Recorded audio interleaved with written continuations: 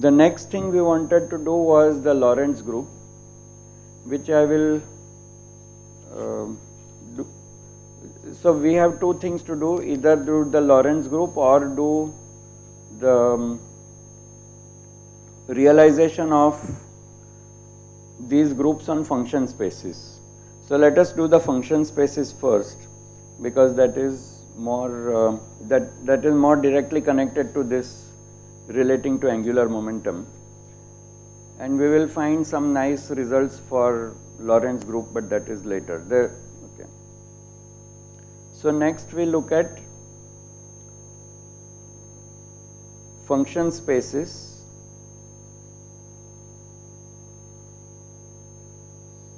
as carrier spaces.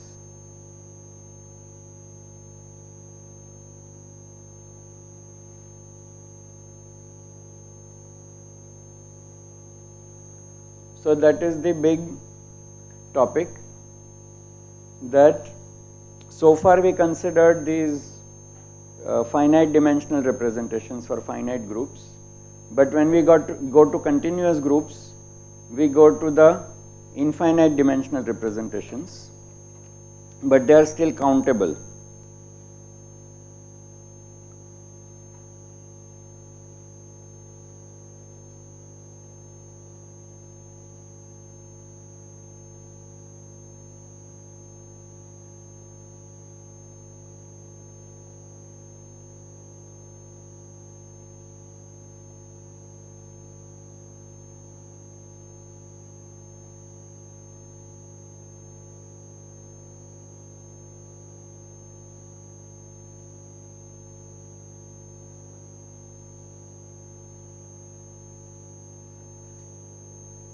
And by extension, most physicists also assume that the uncountable ones also are representations. So we will see.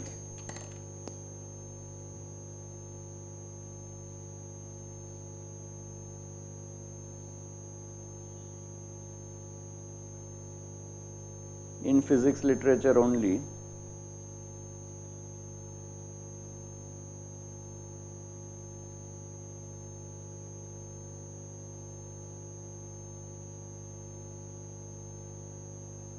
non-denumerable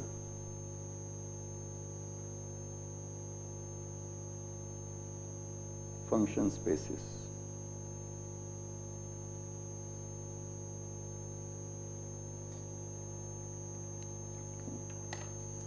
So our favorite delta function actually resides in this non-denumerable limit. Okay, we will see that. And so it is called distribution.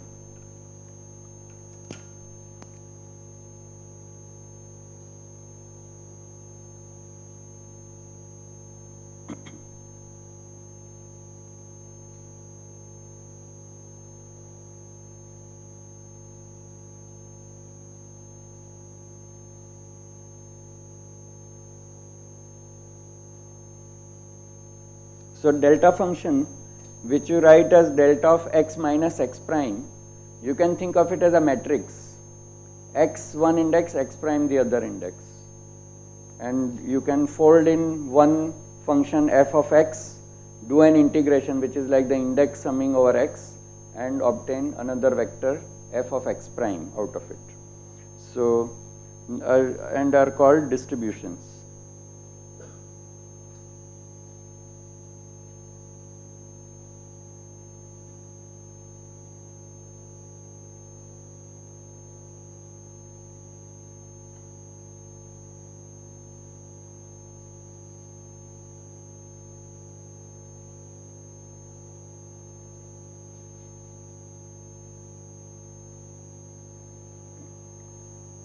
So delta function is a distribution.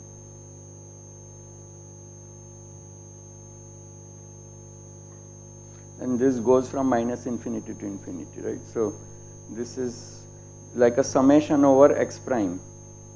Since everything is in red, to highlight I have to use blue.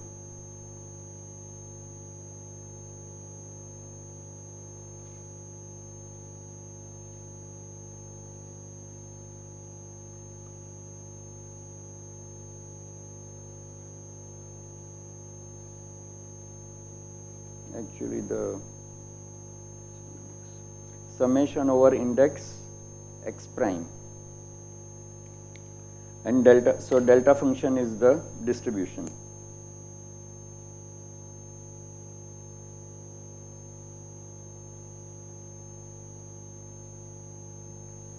So now we go back to this we will see business, what is meant by function space.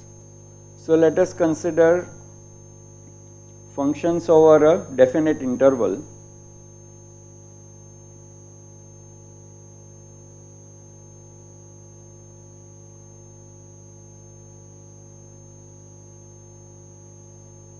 Say 0 to L.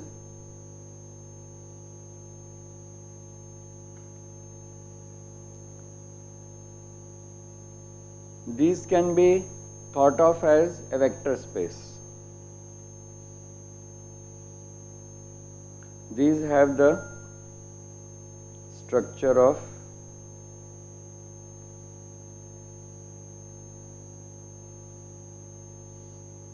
a vector space.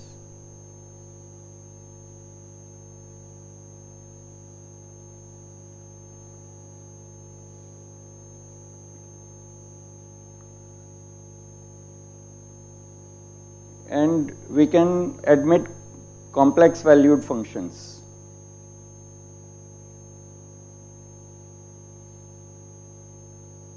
Or we can do it later, but okay, we admit complex valued functions as well,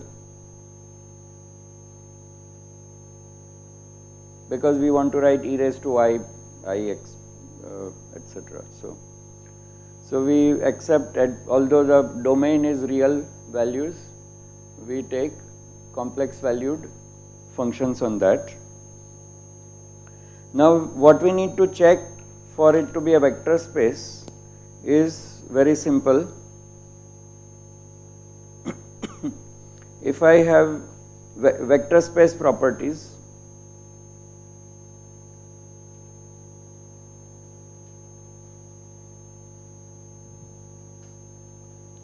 is simply that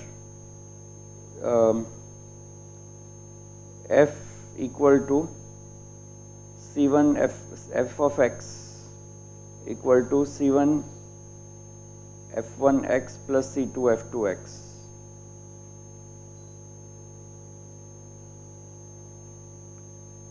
Where x belongs to this closed interval. And there is no problem. So we just symbolically, we can immediately check that all the axioms of vector space are satisfied. We can make this vector space also inner product space.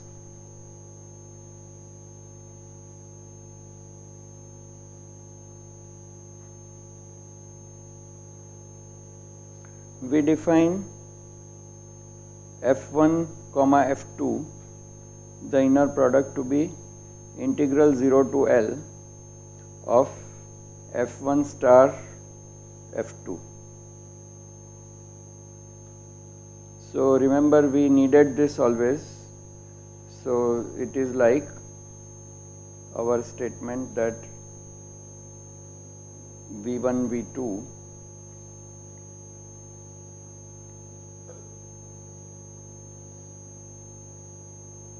it was equal to v1 dagger v2. In this is in matrix language. If you take v2 to be a column vector, then v1 has to be made into row vector, but with Hermitian as a Hermitian conjugate, so complexified as well.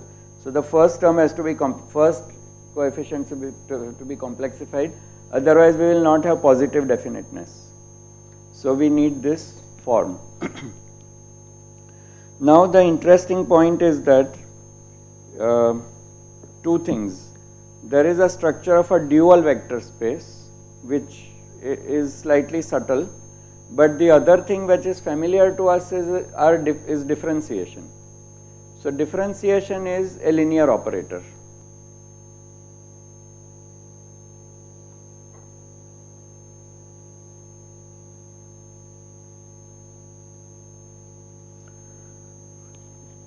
However, d by dx is not Hermitian.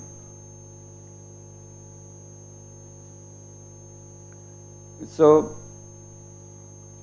next define Hermitian conjugate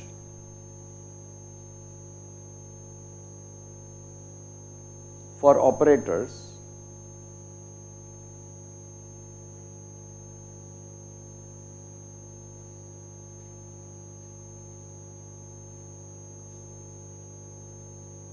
V1 comma a V2 equal to a dagger V1 V2. So we can check this simply in matrix language.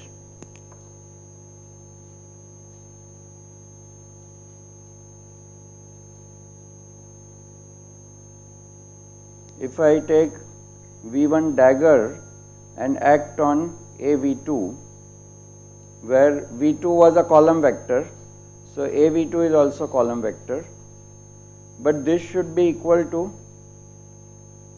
a V1 dagger acting on V2, because V1 dagger a V2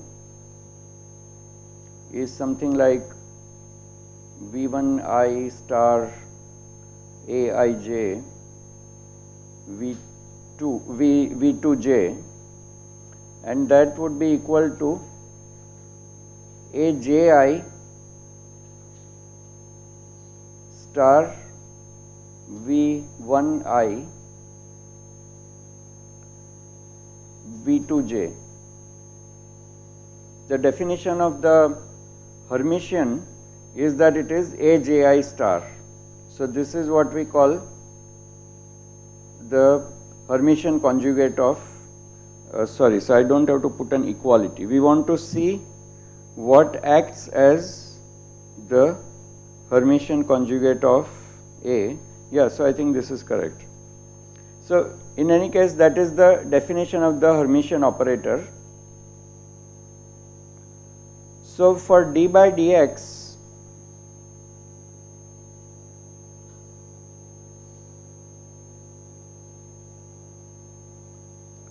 note that integral 0 to L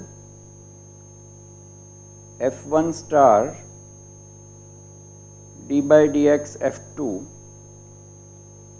we can use integration by parts and say this is f1 star f2 0 to L and minus integral d by dx of f1 star f2.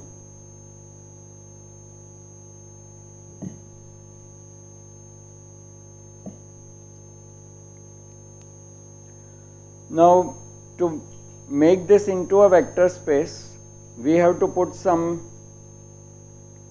periodic boundary conditions or some reasonable conditions. So we can set, if we set periodic boundary conditions on f's, then this will be 0. Then A will be its own Hermitian conjugate. Right. So now I realized what I did in a hurry. So firstly, we define Hermitian conjugate, and then next we say an operator is Hermitian if it is equal to its own Hermitian conjugate. So this equality actually already insisted that it is self-Hermitian, self-adjoint. But the definition of adjoint is whatever that produces. So this is Hermitian conjugate is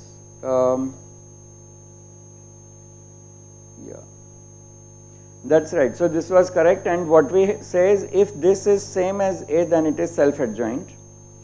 For X to be self-adjoint now, we should somehow have this also give the same answer as this. And this happens if we choose if we put I d by dx instead of d by dx, then when we then we can write this as equal to star of I d by dx and still retain this sign on F1.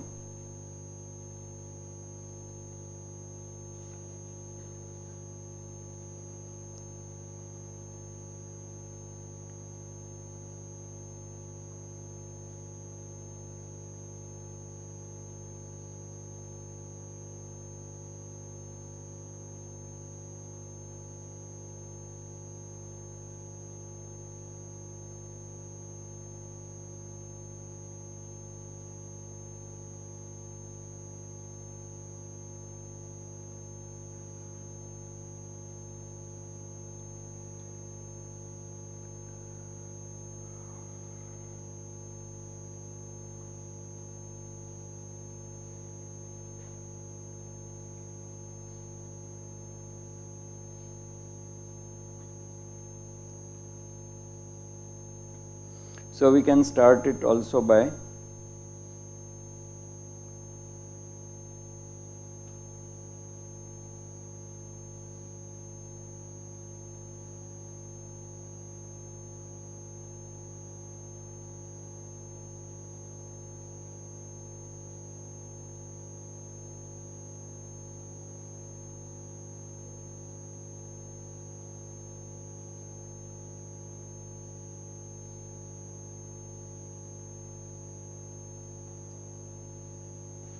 so this, because it's a total derivative, it is just equal to the endpoint values, and this we set equal to 0 would imply that integral d by dx f1 star f2 is equal to minus integral f1 star d by dx of f2, or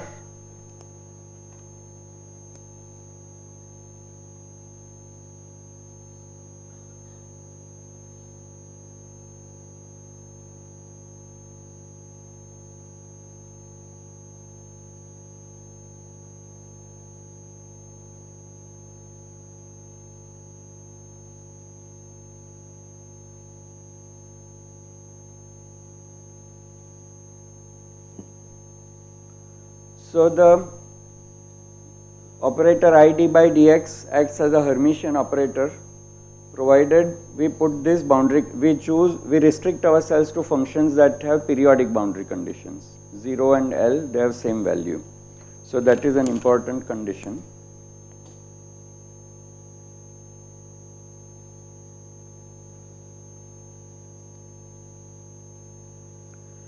Now the point is that this has a also a group theory meaning. The operation d by dx has a group theory meaning, and that is why it is an important operator. Next we show that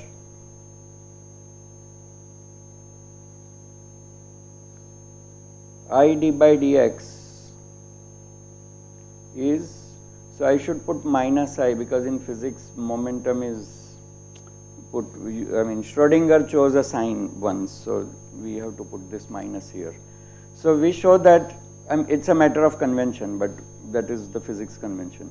Next we show that minus I d by dx is the generator of the operation of translation.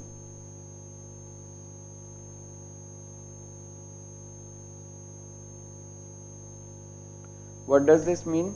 So far we considered the rotation group, which is actually the more complicated things. The simpler actions in physics are just shifting the origin, which is called translation in technical language.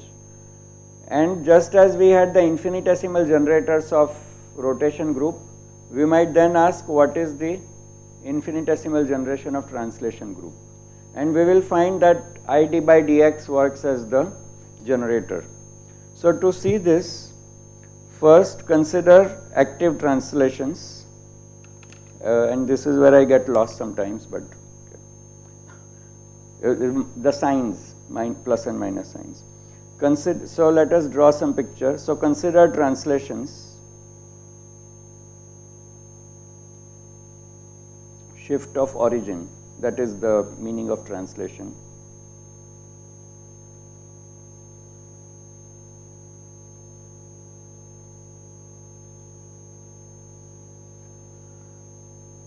And again, as we did for the rotations, either you have active rotations where you rotate your vector, or you shift the origin, which is the passive action. Okay. So here, so if you shift origin, this is translation but passive.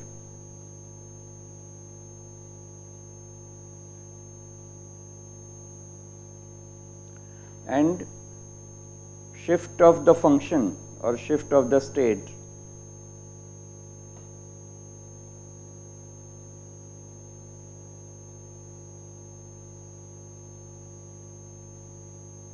quantum mechanical state vector is active translation.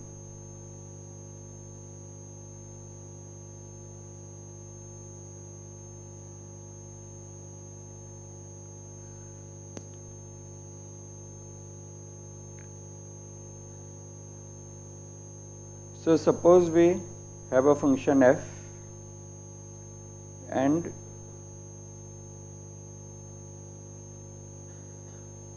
which sign do I want in the end? Okay. So suppose this was the 0 and we shifted to a new 0.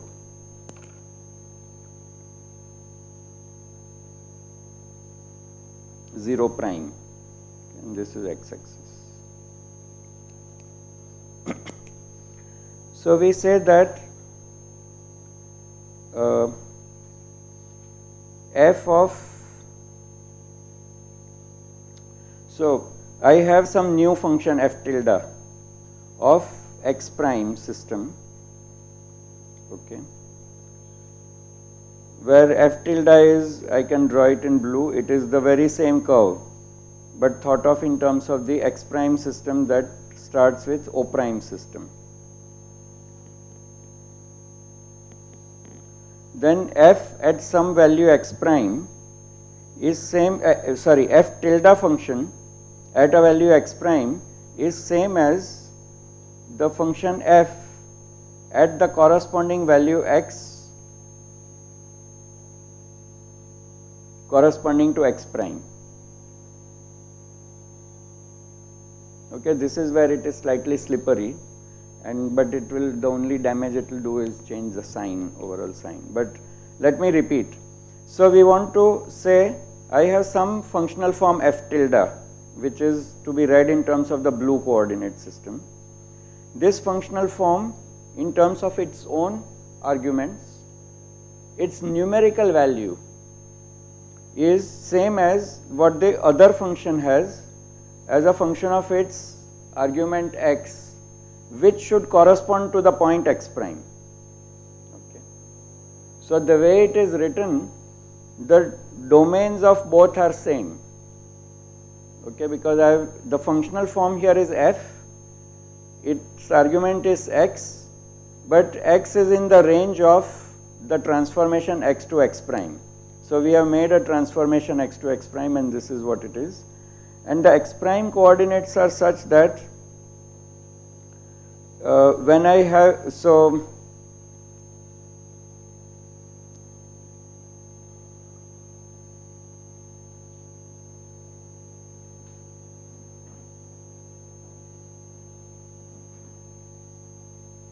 x minus a, where this is a. So when x prime is 0, I should get x equal to plus a. Yeah, so plus a, correct. We can see it here. The x to x prime transformation is such that when x prime is value is 0, the value of the x coordinate is a. So this is the transformation. So therefore f tilde of x prime is equal to f of x plus a.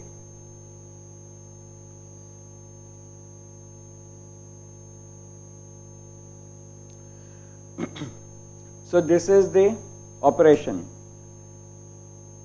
This operation could be a symmetry operation, but right now we are not saying it is a symmetry operation for some physical system. But nevertheless, we can see that set of all such operations forms a group, shift by a1, a2, a3, any real number, right? So if we let the domain be entire real line, we have now switched back from finite intervals to entire real line for the time being.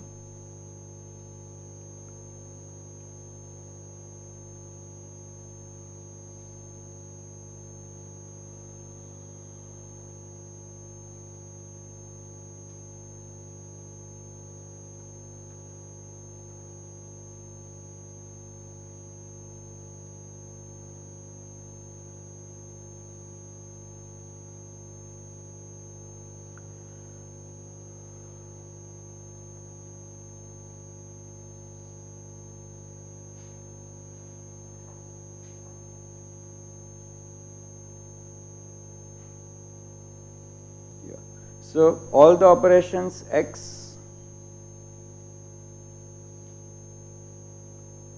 prime equal to x minus a, right? Because if x is equal to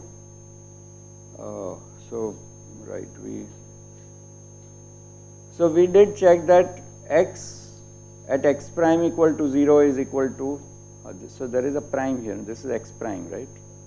Correct, that's the confusion. So this is x prime plus a and this is also x prime plus a.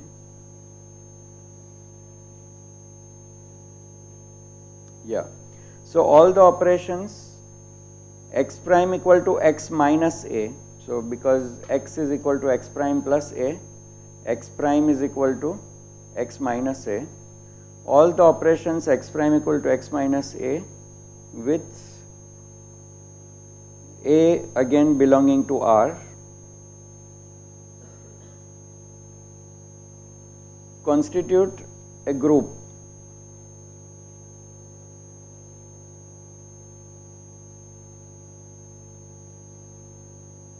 where composition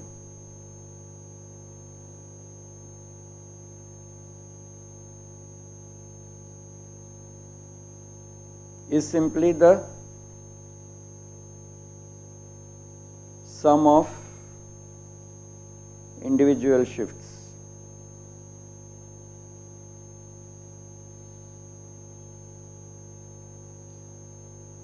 i.e. A1 followed by A2 is, what should we call these things, x double prime equal to x prime plus A1 equal to x plus A2 plus A1 is equal to x plus A2 plus A1. So if we do two successive operations, then the equivalent operation is just A1 plus A2. So this is just ordinary addition on the real numbers and subtraction. So the inverse is shift by minus a.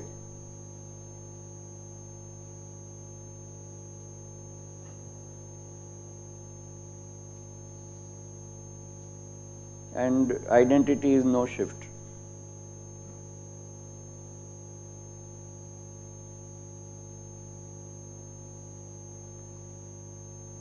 So this forms a group, and we want representations of this group on the space of functions. So now we go back to our statement. So to obtain the infinitesimal version, so to determine generators,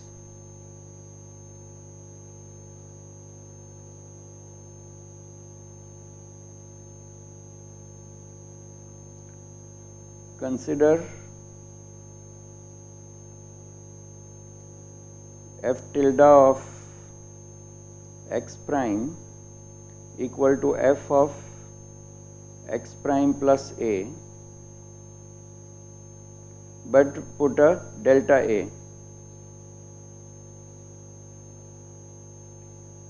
symbolically. So that is equal to f of x prime plus df by dx at x prime times delta a plus, so using Taylor's theorem.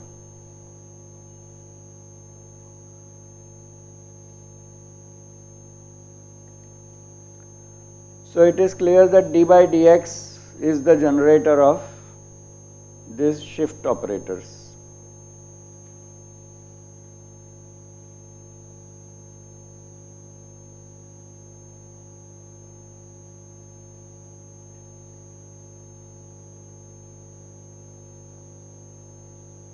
Shift or translation symmetry.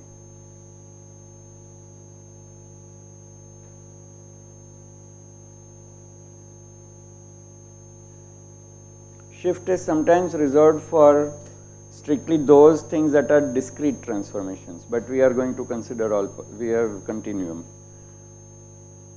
So d by dx is clearly the generator, and for convenience in quantum mechanics, to make it Hermitian with respect to that particular inner product, we choose minus I d by dx.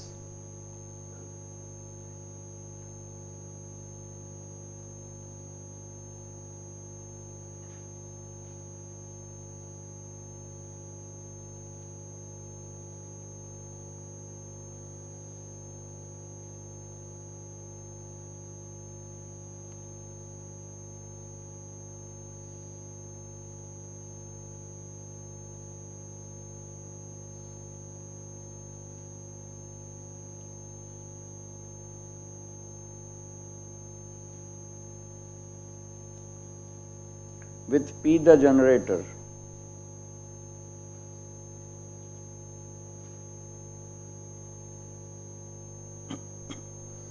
And we can see that any finite shift can be obtained as exponentiation, because the exponentiation is nothing but the full Taylor series along with its 1 over n factorials. Exponentiation has the 1 over n factorials. So we write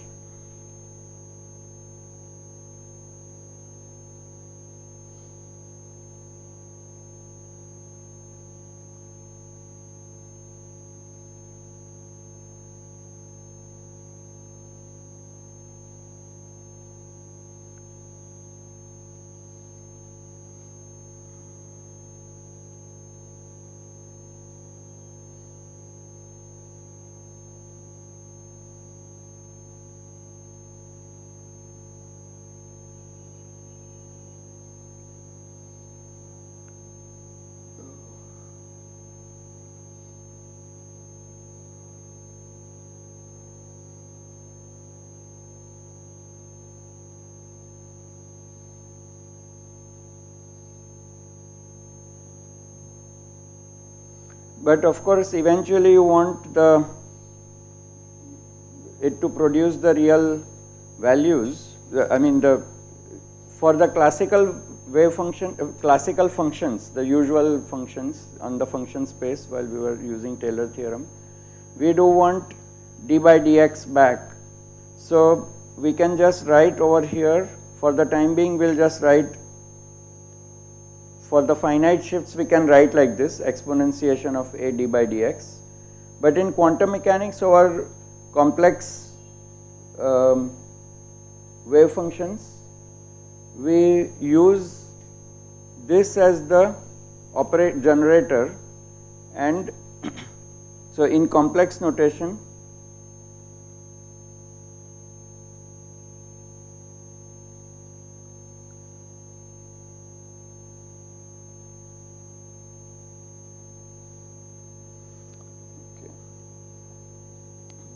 So in complex notation, we note the eigenvalues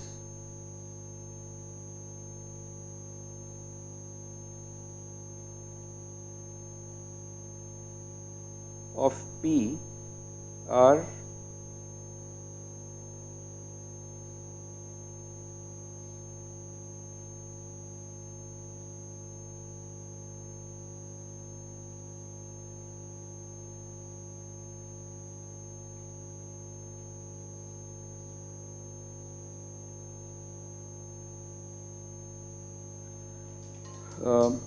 so eigenvectors.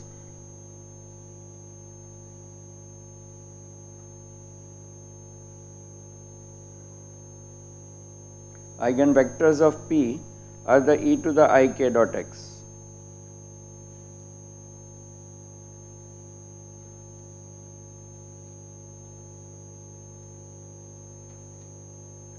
And we have to normalize it by something. So put it n for the time being.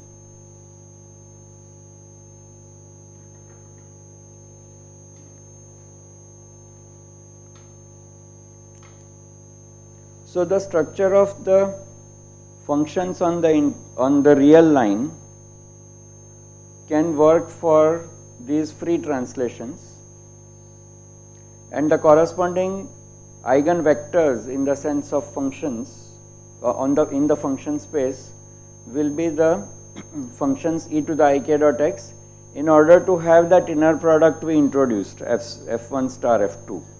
And the generalization to 3 dimensions is kind of trivial. Well, one non-trivial thing is there. So in 3D we have f of x and 3 generators,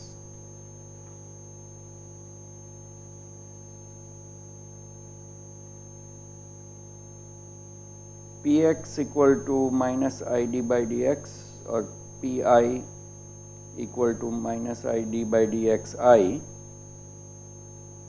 I equal to 1 to 3, with commutation relation that they all commute. The translations in independent directions all commute.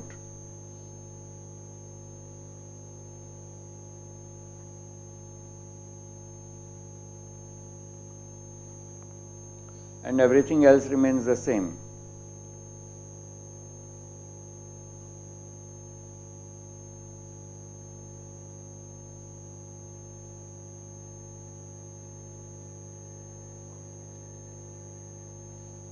There is a square root 2 pi.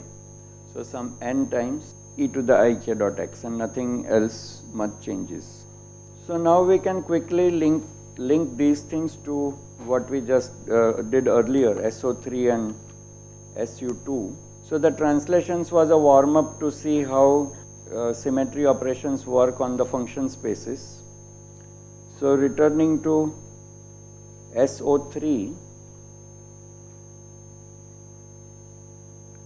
we can obtain representations on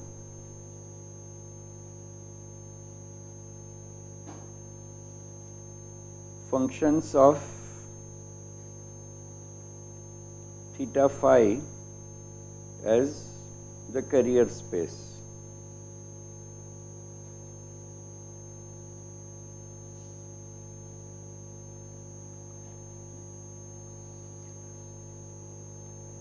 And as everyone knows, so let us start with the Cartesian description.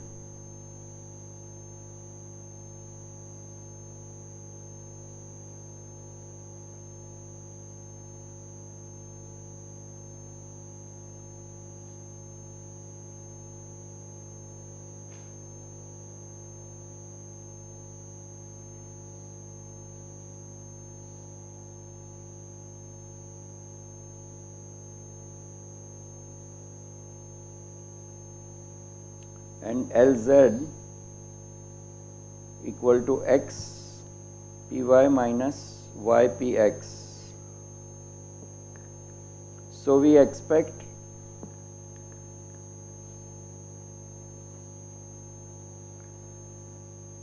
I didn't bring out the importance of the shift operator p as the momentum.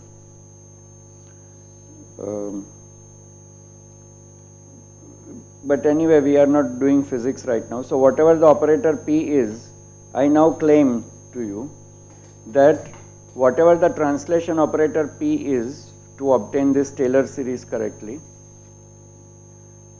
what we need to do is construct the L's as products of such operations, okay, where yx multiplicatively and P is the shift operator for z and so on, okay. So we expect that Lz will be equal to minus I x d by dy minus y d by dx, etc. And we don't want to enter all the detail here. If you go to spherical polar coordinates, then you obtain the YLM as the eigenfunctions. I'm not writing the operator here. So we have the Laplacian operator, which can be broken up into d square dr square plus. Okay. So we find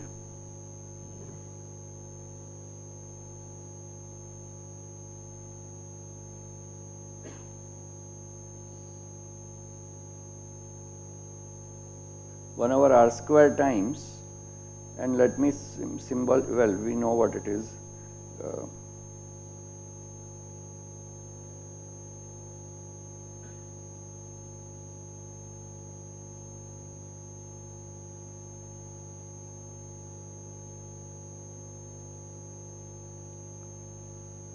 And this acts as j squared or L squared.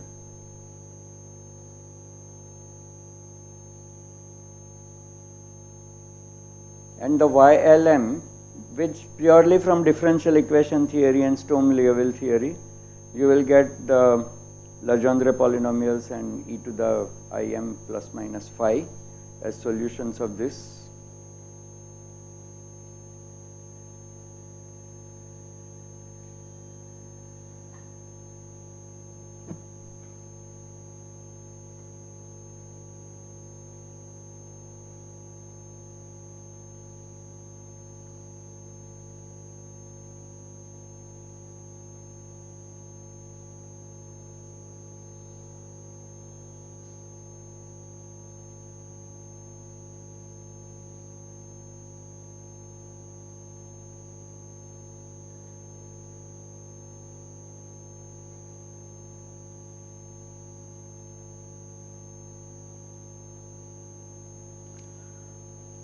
So this we are not as if proving in any great detail, but what we want to bring out is the fact that as operations which constitute a group, rotations which constitute a group, we saw firstly its abstract, first we derived its matrix algebra, and then we checked that that matrix algebra gives a particular commutation relations for the, so let me write it over here. Thus we connect back to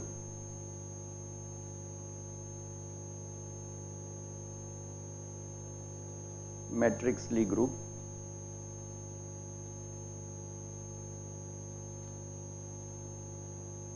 matrix group SO3. So the matrix generators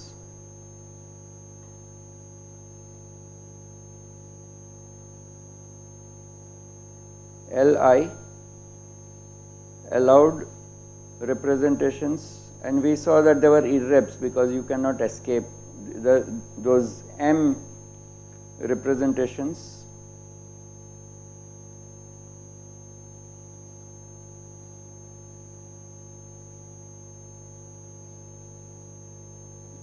with L squared equal to L into L plus 1.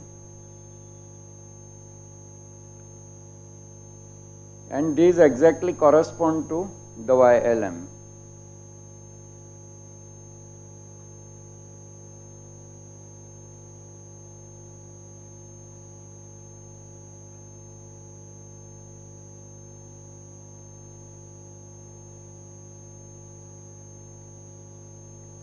Of course, this is useful when the potential in Schrodinger equation is separable into r, theta and phi. So but most spherically symmetric potentials will give this. So the YLM we use are essentially representations of the rotation group, and when there is spherical symmetry, it is possible to decompose the answer for the wave function in terms of the eigenvalues of the symmetry operations. That is what the summary is. So that is the connection of group theory to quantum mechanics. These things which were first discovered in the context of just trying to solve Schrodinger equation, eventually we understand them in terms of group theory. So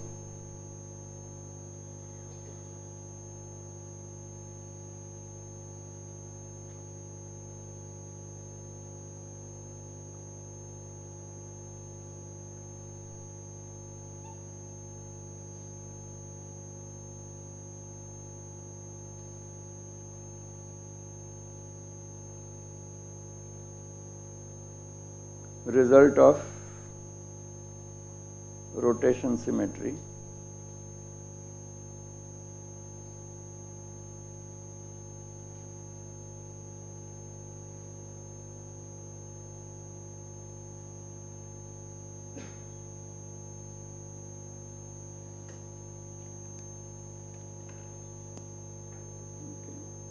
Even if it is not symmetric, it is at least represented by also applicable to